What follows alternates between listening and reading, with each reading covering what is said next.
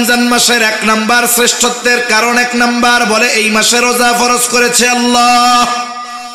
2 number এই মাসে নাজিল করেছেন কোরআন। 3 নাম্বার এই মাসেই আছে 1000 মাসের চাইতে উত্তম এমন এক রাত, লাইলাতুল কদর। 4 নাম্বার নবীজি সাল্লাল্লাহু আলাইহি ওয়াসাল্লাম জানায় দেন অন্যান্য মাসের চাইতে রমজান শ্রেষ্ঠ কেন। নবীজি বলেন, ইদা দাখালা রমাদান, যখন রমজান মাস চলে আসে, নবীজি বলেন ফুত্তিহাত আবওয়াবুল জান্নাহ, আল্লাহ তাআলা জান্নাতের দরজাগুলো খুলে দেয়। আর এক বর্ণনায় আসছে ফুত্তিহাত আবওয়াবুস সামা, আসমানের দরজাগুলো খুলে দেওয়া হয়। আর এক বর্ণনায় আসছে ফুত্তিহাত আবওয়াবুর রাহমাহ, আল্লাহ তাআলা রমজান মাসে রহমতের দরজাগুলো খুলে দেয়।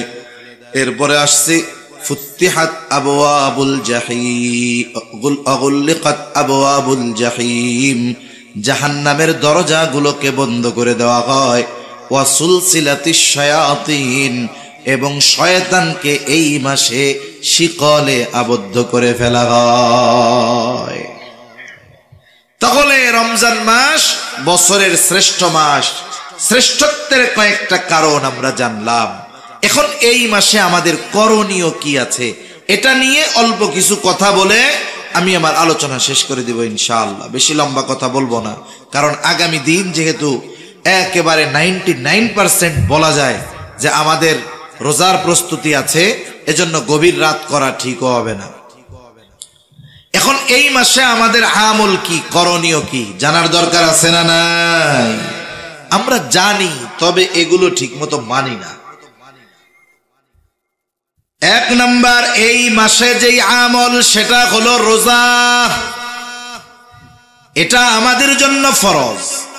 আল্লাহ তাআলা কোরআনুল কারীমের মধ্যে বলেন, ইয়া আইয়ুহাল্লাযীনা আমানু কুতিবা আলাইকুমুস সিয়াম কামা কুতিবা আলাল্লাযীনা মিন ক্বাবলিকুম লাআল্লাকুম তাত্তাকুন।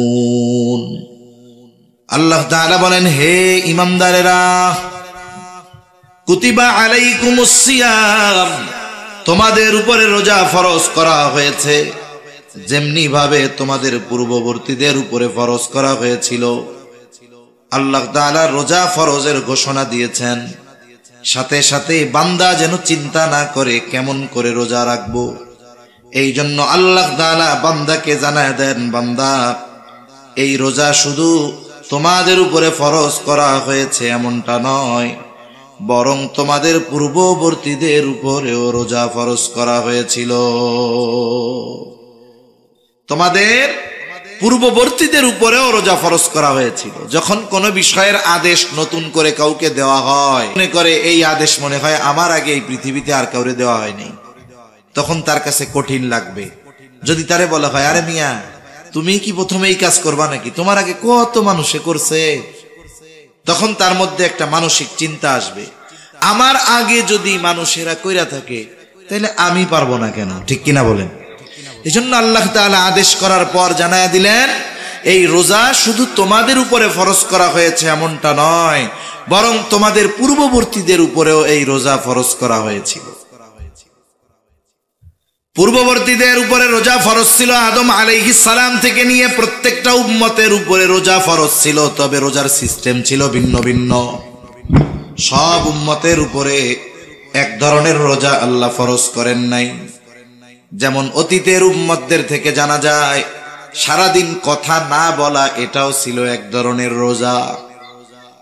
যেমন হযরত মারিয়াম আলাইহিস সালাম যখন আল্লাহর কুদরত ঈসা আলাইহিস সালাতু ওয়াস সালামকে ভূমিষ্ঠ করলেন, দুনিয়ায় আসলো ঈসা আলাইহিস সালাম, বাবাবিহীন আল্লাহ তাআলা তাকে দুনিয়ায় পাঠিয়েছেন।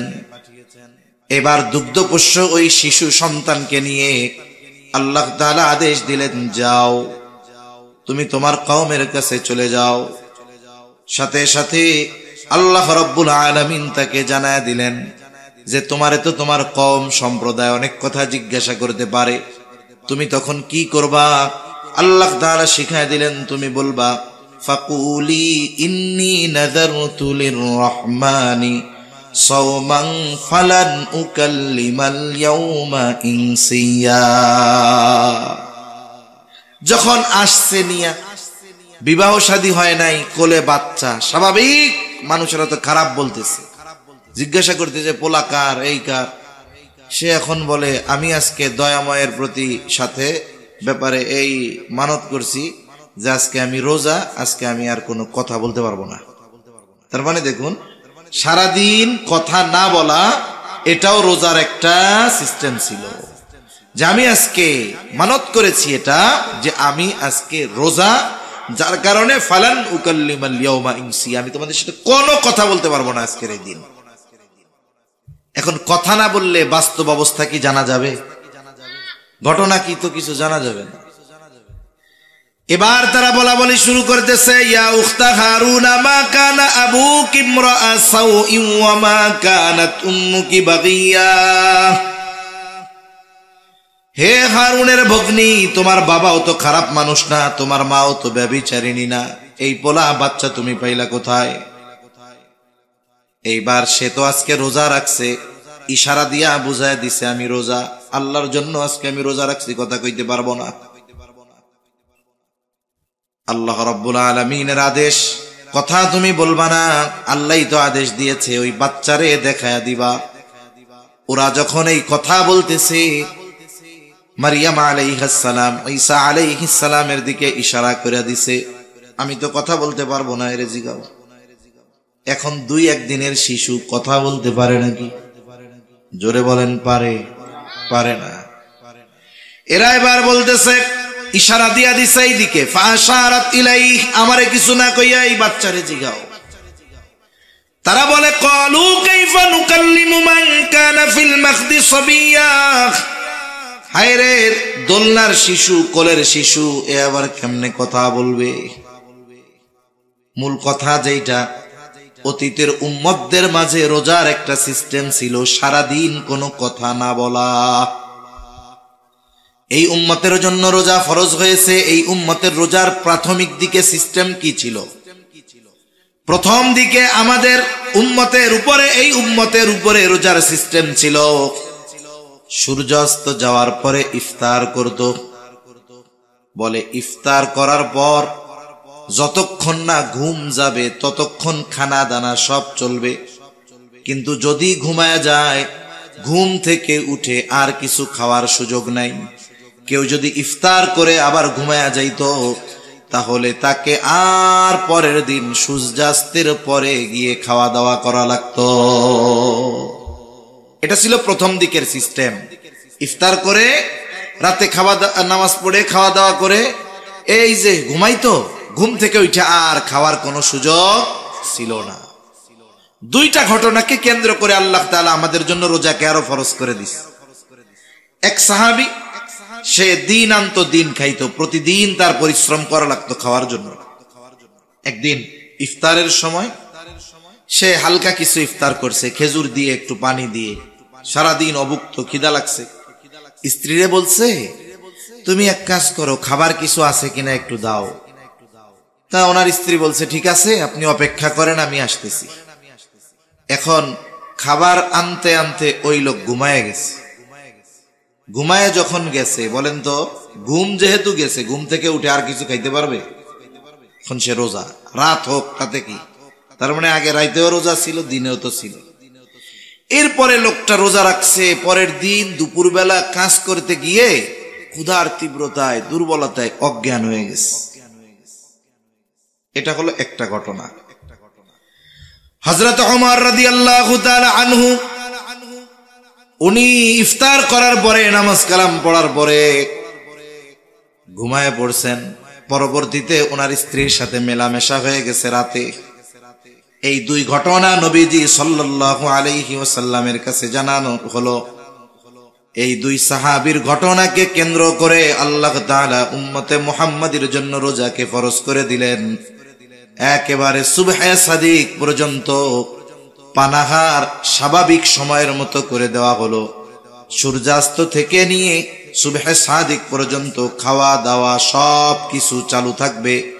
আর সুবহে সাদিক থেকে নিয়ে সূর্যাস্ত পর্যন্ত পানাহার থেকে বিরত থাকবে, স্ত্রীর কাছে যাওয়া থেকে বিরত থাকবে। উম্মতে মুহাম্মাদির জন্য এরপর থেকে রোজাকে সহজ করে দেওয়া হলো, যেই ধারাবাহিকতায় এখন আমরা রোজা রেখে থাকি। তাহলে আমাদের এই উম্মতের উপরেও প্রাথমিক দিকে রোজাটা একটু কঠিন ছিল, পরে আল্লাহ তাআলা আয়াত নাজিল করে, ওহী নাজিল করে উম্মতে মুহাম্মাদির জন্য রোজাকেও সহজ করে দিয়েছে। এই রোজা আমরা সবাই রাখবো তো ইনশাআল্লাহ। শোনেন, যারা বালেগ হয় নাই এদেরও রাখায় অভ্যস্ত করবে। যদি পারে রাখবে, যদি দেখা যায় অসুস্থ হয়ে যাচ্ছে, পারতেছে না, খেয়ে নেবে, কোনো অসুবিধা নেই। কিন্তু ছোট বাচ্চা এখন থেকে অভ্যস্ত হোক, তাহলে কি হবে? পরবর্তীতে তার জন্য রোজা রাখাটা আশা করা যায় কঠিন হবে না, ইনশাআল্লাহ সহজ হয়ে যাবে।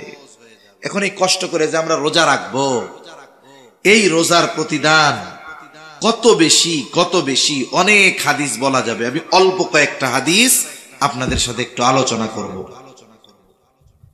এখন এক নাম্বার বিষয় হলো, রোজা রেখে যদি আমরা হাদিসের ঘোষণা অনুযায়ী প্রতিদানগুলো আল্লাহর কাছে পেতে চাই, তাহলে শুধু সারাদিন না খেয়ে থাকলে হবে না, সারাদিন গুনাহ থেকেও বাঁচতে হবে। এজন্য রাসূলুল্লাহ সাল্লাল্লাহু আলাইহি ওয়াসাল্লাম বলেন, কিছু মানুষের রোজা হলো না খেয়ে থাকার নামান্তর। আবার নবীজি সাল্লাল্লাহু আলাইহি ওয়াসাল্লাম বলেন, যে রোজা রাখলো কিন্তু অশ্লীল ফাহেশা মন্দ গুনার কাজ ছাড়লো না, নবীজি বলেন তার না খেয়ে থাকায় আল্লাহ তাআলার কোনো কিছু আসে যায় না। তার মানে কোন ব্যক্তি যদি রোজা রেখে গুনাহ করে, চোখের গুনাহ, হাতের গুনাহ, জবানের গুনাহ, পায়ের গুনাহ, এই গুনাহ যদি করে, তাহলে তার রোজাটা কি হয়? শুধু ফরজ আদায় হয়। ওই রোজার দ্বারা যে প্রতিদানের কথা আসছে হাদিসে, এগুলো কিছুই সে পাবে না। রোজার প্রতিদান পাওয়ার জন্য রোজা হতে হবে গুনাহমুক্ত। গুনাহযুক্ত রোজা যদি হয়, তাহলে ওই রোজা কেমন যেন 133 পেয়ে পাশ করার মতো। 133 পেয়ে যে পাশ করবে, সে এই পাশের কথা মানুষের সামনে বলতেও লজ্জা পাবে, ঠিক কিনা বলেন? কতজন তারে টিটকারি করে বলবে, এক কম পাইতা তাহলে আরো ভালো হইতো, আগামী বছর পরীক্ষা দিয়ে আর একটু ভালো রেজাল্ট করতে পারতাম, এখন তো সেই সুযোগও নাই, পাইছো মাত্র 33। এরকম টিটকারি করবে মানুষ তাকে। আর যে পাশ করছে কিন্তু 190 পাইছে, 95 পাইছে, ও মানুষের সামনে বুক ফুলায় বলবে আমি গোল্ডেন এ প্লাস পাইছি, ঠিক কিনা বলেন? তাহলে দুইজনেই পাস, 33 পাওয়া পাস আর 190 পাওয়া পাস, দুইটা কি সমান? আমি আপনি সারাদিন কষ্ট করে না খেয়ে থাকলাম, তৃষ্ণায় কষ্ট করলাম, ক্ষুধায় কষ্ট করলাম, এখন যদি একটু গুনার কারণে প্রতিদান বঞ্চিত হয়ে যায়, এর চাইতে বোকামি আর কোনো কিছু হতে পারে? এজন্য রোজা রেখে অনেকে সময় কাটানোর জন্য মোবাইল দেখবে, টেলিভিশন দেখবে, গল্প গুজব করবে। আমার মা বোনেরা, রোজার মাস 2 বেলা রান্না বান্না নাই, সকালে আর রাত দুপুরে, এবার বসে বসে 3-4 জন এক জায়গায় হয়ে দুনিয়ার সব গল্প শুরু করবে। দেখা যাবে এটা একসময় গীবতের মজলিস হয়ে গেছে, ঠিক কিনা বলেন? এজন্য রোজা রেখে সকল ধরনের গুনাহ থেকে যদি না বাঁচি, বলে ওই রোজা রাখা না রাখায় আল্লাহর কিছু আসে যায় না। ফরজটা আদায় হলো ঠিক, কিন্তু রোজার প্রতিদান থেকে সে বঞ্চিত হলো। এজন্য আমরা সবাই রোজার প্রতিদান চাইতো। রোজার প্রতিদান কত বড়! রাসূলুল্লাহ সাল্লাল্লাহু আলাইহি ওয়াসাল্লাম বলেন, হাদিসে কুদসি আল্লাহ তাআলা বলেন, কুল্লু আমাল ইবনে আদম লাহু ইল্লা সিয়াম। নবীজি সাল্লাল্লাহু আলাইহি ওয়াসাল্লাম বলেন, আল্লাহ তাআলা বলেছেন, বনি আদমের প্রত্যেকটা আমল তার নিজের জন্য, ইল্লা সিয়াম, রোজা ছাড়া। আল্লাহ তাআলা বলেন, আস-সাওমু লি ওয়া আনা আজজি বিহি। বান্দা রোজা তার জন্য নয়, বরং আমার জন্য রাখে। এই জন্য আল্লাহ তাআলা জানায় দেন, ওয়া আনা আজজি বিহি, আমি তার রোজার প্রতিদান দিব। সুবহানাল্লাহ বলেন। তার মানে রোজাদার যদি গুনাহ মুক্ত রোজা রাখতে পারে, তাহলে তার রোজার প্রতিদান স্বয়ং যিনি দিবেন তিনি কে? কোন কোন মুহাদ্দিস বলেন যে রোজার প্রতিদান হলো স্বয়ং আল্লাহ নিজে, স্বয়ং আল্লাহ নিজে। এক রাজার 4 বউ, কয় বউ? জোরে কন না, কয় বউ? এনে কেউ আছেন নি 4 বউ? না, এই জায়গা নাই, পাওয়া যাবে না। এখন দেখেন 4 বউ একজন। এখন ওই রাজা তার 4 বউরেই বলছে, আজকে আমার রাজ্যের ধনভাণ্ডার তোমাদের জন্য ওপেন, খুলে দিলাম, যার যা মন চায়, যত মন চায় নেও। এইবার একজন যাইয়া স্বর্ণের গোডাউন ধরছে, আর একজন যাইয়া হীরার গোডাউন ধরছে, আর একজন গিয়ে মণিমুক্তার গোডাউন ধরছে, আর একজন রাজার পাশে দাঁড়ায় রয়েছে এরকম, এটা নড়েও না চড়েও না। কিরে, ওরা সবাই তো সব লয়ে গেল, তুমি যাও না কেন? বলে আমার কিছু লাগবে না, আমার আপনারে লাগবে। কারে লাগবে? জোরে কোন। আমার কিছু লাগবে না, আমার আপনারে লাগবে। কেন? ইমাম গাজ্জালী রাহমাতুল্লাহি আলাইহি কিমিয়ায়ে সাআদাত কিতাবের মধ্যে বলেন, মান লাহুল মাওলা ফালাহুল কুল। হায়রে, বলে যার মাওলা যার, বলে সব কিছুই তো তার। বলে রাজা আমার কিছু লাগবে না, আমার আপনাকে লাগবে। আপনাকে যদি আমি পেয়ে যাই, সবকিছুই আমার হয়ে যাবে। কেমন যেন রোজাদার, প্রকৃত রোজাদার আল্লাহকে পেয়ে যাবে, যে তার রোজার বিনিময় হবে রব। সে আল্লাহর কাছে যা মন চায় তা চাইতে পারবে, আল্লাহ তাআলা তাকে তাই দিবে। সুবহানাল্লাহ। এজন্য বলেন রোজার প্রতিদান স্বয়ং আল্লাহ নিজে। সুবহানাল্লাহ। আবার আল্লাহ রাব্বুল আলামিনের নবী জানায় দেন, যারা দুনিয়ায় আল্লাহর জন্য পিপাসিত থাকবে, তৃষ্ণায় বুকের ছাতি ফেটে যায়, তাও পানি আছে ঘরে, ফ্রিজে, জগে, কলে, সব জায়গায় পানি আছে, কেউ দেখে না। শুধুমাত্র চিন্তা করে পানি পান করলে কেউ না দেখলেও কে দেখবে? জোরে বলেন। এই চিন্তায় আল্লাহর জন্য যারা পিপাসায় কষ্ট করে, তৃষ্ণার্ত থাকে, নবীজি জানায়া দেন আল্লাহ তাআলা ওই মানুষগুলাকে কিয়ামতের দিন নিজে পানি পান করাবে। দুনিয়ার গরমের তৃষ্ণায় কষ্ট বেশি না আখিরাতে কষ্ট বেশি হবে? ওই দিন আল্লাহ তাআলা যারা দুনিয়ায় আল্লাহর জন্য তৃষ্ণায় কষ্ট করেছে, আল্লাহ তাআলা ওই দিন তাদেরকে স্বয়ং নিজে পানি পান করাবে। আবার রোজাদার আল্লাহ তাআলার কাছে কত প্রিয়। রাসূল আকরাম সাল্লাল্লাহু আলাইহি ওয়াসাল্লাম বলেন, লা খুলুফু ফামিস সাইমি আতয়াবু ইনদাল্লাহি তাআলা মির রিহিল মিস্ক। রোজাদার রোজা রাখার কারণে পাকস্থলীতে দীর্ঘ সময় পানি যায় না, খাবার যায় না, যার কারণে পাকস্থলী শুকনা হয়ে যায়। এই কারণে একটা গন্ধ আসে মুখ দিয়া। নবীজি সাল্লাল্লাহু আলাইহি ওয়াসাল্লাম বলেন, রোজাদারের রোজা রাখার কারণে তার মুখে যেই গন্ধ হয়, আল্লাহ তাআলার কাছে রোজাদারের এই মুখের গন্ধটা মেশক আম্বরের চাইতে বেশি প্রিয়। রোজাদারের প্রতি আল্লাহর ভালোবাসা এটার দ্বারা বোঝা যায় যে তার পাকস্থলী খালি, গন্ধ হয় মুখ দিয়ে। মানুষ যদি মানুষের সাথে কথা বলে, যদি গন্ধ আসে, দূরে সরে যায়। কিন্তু রোজাদার রোজা রাখার কারণে যেই গন্ধ হয়, এটা আল্লাহর কাছে অপ্রিয় নয়। এর দ্বারা রোজাদার আল্লাহর কাছে কত প্রিয়, এটা মোটামুটি অনুধাবন করা যায়। এখন যদি ওই মুখ দিয়ে আমি আপনি গীবত করি, গীবত বুঝেন? একজনের অনুপস্থিতিতে তার দোষ ত্রুটি চর্চা করা, আলোচনা করা, মজা নেওয়ার জন্য, তার সংশোধনের জন্য নয়, শুধুমাত্র মজা নেওয়ার জন্য, তাকে হেয় করার জন্য। যেই দোষটা তার মধ্যে আছে, তার অনুপস্থিতিতে যদি আলোচনা করা হয় মজা নেওয়ার জন্য, তাহলে এটা হলো গীবত। গীবত এটা মৃত ভাইয়ের গোশত খাওয়ার চাইতেও জঘন্য, নাউজুবিল্লাহ বলে। এজন্য আমাদের সমাজে গীবত এটা হয়ে গেছে ঘি ভাতের মতো। কি ভাতের মতো? ঘি ভাতের মতো। মসজিদের মধ্যেও গীবত আছে না নাই? মসজিদের মধ্যে আল্লাহর ঘরে যাইয়াও গীবত করে। যে কোনো মজলিসে 2-4 জন এক জায়গায় বসলেই আর একজনের নামে গীবত শুরু হয়ে যায়। অথচ আল্লাহ রাব্বুল আলামিন বলেন, ওয়ালা ইয়াগতাব বা'দুকুম বা'দা আইয়ুহিব্বু আহাদুকুম আন ইয়াকুলা লাহমা আখিহি মাইতান ফাকারিহতুমুহ। আল্লাহ তাআলা বলেন, তোমরা পরস্পরের গীবত করো না। আইয়ুহিব্বু আহাদুকুম, তোমাদের মধ্যে কেউ কি এটা পছন্দ করো, আইয়াকুলা লাহমা আখিহি মাইতা, মৃত ভাইয়ের গোশত খাওয়া তোমাদের মধ্যে কেউ কি পছন্দ করো? আল্লাহ বলেন ফাকারিহতুমু, মৃত ভাইয়ের গোশত খাওয়া তোমরা অপছন্দ করো, অথচ গীবত করার মাধ্যমে কেমন যেন সে মৃত ভাইয়ের গোশত খায়। এজন্য গীবত যদি করি, গুনাহ চর্চা যদি করি, তাহলে তো গাল দিয়া ওই গন্ধ না, বাইরবে পচা গোশতের গন্ধ। ঠিক কিনা বলেন? রোজাদারদের স্পেশালিটি কি? রোজাদারদের সম্মান কত আখিরাতে, কিয়ামতে?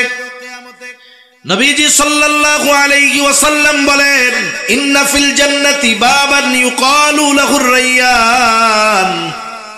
নবীজি সাল্লাল্লাহু আলাইহি ওয়াসাল্লাম বলেন, জান্নাতের একটা দরজা আছে, সেই দরজার নাম হলো রায়্যান। ওই দরজা দিয়ে কিয়ামতের দিন রোজাদারেরা প্রবেশ করবে। রোজাদার ব্যতীত অন্য কেউ ওই দরজা দিয়ে প্রবেশ করতে পারবে না। এটা রোজাদারদের জন্য আলাদা এক সম্মাননা, সম্মান। ফেরেশতারা আহ্বান করবে, ফাআইনাস সাইমুন, কোথায় রোজাদারেরা, কোথায়? এবার রোজাদারেরা আসবে, ঢুকবে, এরপরে বন্ধ করে দেওয়া হবে। রোজাদারেরা ঢোকা শেষ, আর একটা ব্যক্তিকেও এই দরজা দিয়ে ঢুকতে দেওয়া হবে না। এই যে রোজা রাখতেছি, এটা জাহান্নাম থেকে বাঁচার ঢাল হচ্ছে। শত্রুর অস্ত্রের আঘাত থেকে যেমন ঢালের মাধ্যমে, তীর বর্ষা তলোয়ারের আঘাত থেকে মানুষ নিজেরা রক্ষা করে যুদ্ধের ময়দানে, অনুরূপ ভাবে রোজা হবে তার জাহান্নামের আগুন থেকে বাঁচার ঢাল। আস-সাওমু জুন্নাতুন, রোজা হলো ঢাল স্বরূপ। কিন্তু নবীজি জানায় দেন, গুনার মাধ্যমে, পাপের মাধ্যমে এই ঢালকে আমরা নষ্ট করে ফেলতেছি। এজন্য গুনাহ মুক্ত রোজা হবে আমাদের, বলেন ইনশাআল্লাহ। আল্লাহ তৌফিক দান করেন। আমি যদি রোজা যথাযথভাবে রাখি, এই রোজা কিয়ামতের দিন আমার আপনার জন্য সুপারিশ করবে। সুবহানাল্লাহ বলেন। হাদিসের মধ্যে আসছে, নবীজি সাল্লাল্লাহু আলাইহি ওয়াসাল্লাম বলেন, আস-সিয়াম ওয়াল কুরআন ইয়াশফাআন লিল আবদি ইয়াওমাল কিয়ামাহ। সিয়াম এবং কোরআন কিয়ামতের দিন বান্দার জন্য আল্লাহর কাছে সুপারিশ করবে। সিয়াম বলবে, আয় রব, ইন্নী মানাতুহু আত-তাআমা ওয়াশ-শাহাওয়াতি বিন-নাহার ফাশাফি'নি ফীহ। আয় আল্লাহ, আমি তাকে দিনের বেলা পানাহার থেকে, স্ত্রীর কাছে যাওয়া থেকে বিরত রেখেছি, তার ব্যাপারে আপনি আমার সুপারিশ কবুল করেন। আবার কোরআন আল্লাহর কাছে বলবে, আয় রব, ইন্নী মানাতুহুন নাওমা বিল-লাইল, আমি তারে রাতে ঘুমানো থেকে বাধা প্রদান করেছি, ঘুমাইতে দেই নাই। সে আমাকে তিলাওয়াত করেছে, ফাশাফি'নি ফীহ, আপনি তার ব্যাপারে আমার সুপারিশ কবুল করেন। কোরআন আর রোজা সুপারিশ করবে। নবীজি সাল্লাল্লাহু আলাইহি ওয়াসাল্লাম বলেন, ফায়ুশাফফাআন, আল্লাহ তাআলা ওই ব্যক্তির ব্যাপারে রোজা এবং কোরআনের সুপারিশ কবুল করবে। কিয়ামতের দিন বাপ চিনবে? জোরে বলেন, পরিচয় দিবে? গাড়ে পাড়া দিয়া জান্নাতে যাওয়ার চেষ্টা করব। এরকমও বলবে, তাফসীরের মধ্যে আসছে যে আল্লাহ সারা দুনিয়ার সব মানুষকে জাহান্নামে দিয়ে হলেও আমারে আপনি জান্নাত দিয়ে দেন। ওই দিন এই কোরআন, এই সিয়াম, রোজা আমার আপনার জন্য সুপারিশ করবে। এজন্য রমজান মাসে প্রথম আমল হলো যথাযথভাবে রোজা রাখা। কিভাবে রোজা রাখা বলেন? যথাযথভাবে। শুধু সারাদিন না খায়া থাকলে হবে না, বরং আমাদের সকল ধরনের গুনাহ থেকেও দিনের বেলা বাঁচতে হবে, সব সময় গুনাহ মুক্ত থাকতে হবে। 2 নম্বর আমল, রাসূলুল্লাহ সাল্লাল্লাহু আলাইহি ওয়াসাল্লাম রোজার ব্যাপারে বলেন, মান সামা রমাদানা ঈমানান ওয়া ইহতিসাবা গুফিরা লাহু মা তাকদ্দামা মিন যামবি ওয়া মান কামা রমাদানা ঈমানান ওয়া ইহতিসাবা গুফিরা লাহু মা তাকদ্দামা মিন যামবি। নবীজি সাল্লাল্লাহু আলাইহি ওয়াসাল্লাম বলেন, যে ঈমানের সাথে সওয়াবের আশায় রমজান মাসে রোজা রাখে, আল্লাহ তাআলা তার বিগত জীবনের সব গুনাহগুলো মাফ করে দেয়। আবার যে ব্যক্তি রমজান মাসে ঈমানের সাথে সওয়াবের আশায় নামাজ পড়ে, মুফাসসিরিনে কেরাম বলেন তারাবির কথা, তারাবি পড়ে আল্লাহ তাআলা তার বিগত জীবনের সব গুনাহগুলো মাফ করে দেয়। এখন এই তারাবি, এই তো কষ্ট আমাগো। আহা, অনেকে চিন্তা করতেছে রোজা তো রাখমু কষ্ট করে, বিকাল বেলা তো ইফতারটা ভালো করমু, তারাবি 20 রাকাত, উফ, এখনই কোমর ব্যথা, গিরা ব্যথা, ঠ্যাং ব্যথা শুরু হয়ে গেছে। এজন্য হাদিসের মধ্যে আসছে রমজান মাস যখন আসে মুমিনের অন্তরের মধ্যে এক ধরনের প্রফুল্লতা কাজ করে। কেন? প্রকৃত ইমানদার চিন্তা করে, এই তো সুবর্ণ সুযোগ, আগামী 1 মাসের পাথেয় সংগ্রহ, 11 মাসের পাথেয় সংগ্রহ করার। মোবাইল চার্জ দেন 1 ঘন্টা, টিভেন 12 ঘন্টা, তাই না? কয় এই 1 মাস সে আমলের মাধ্যমে সামনের 11 মাসের পাথেয় সংগ্রহ করে নিবে। এজন্য তার আনন্দ লাগে, ইবাদতের মৌসুম। আর মুনাফিক যেগুলা রোজায় যেগুলা মনে করেন ওই ওয়াজে নাই, মাইকে শুনতেছে, যেই কইছি যে কালকে তো তারাবি শুরু, ওর চিন্তা শুরু হয়ে গেছে পরশুদিন তো আর দুপুরে রান্না হইব না। আরে পরশুদিন আর দুপুরে রান্না হবে না রে। আমার মা বোনরা এমনি যা করুক আর না করুক রোজার মাসে রোজা ঠিক মতো রাখে, ঠিক কিনা বলেন?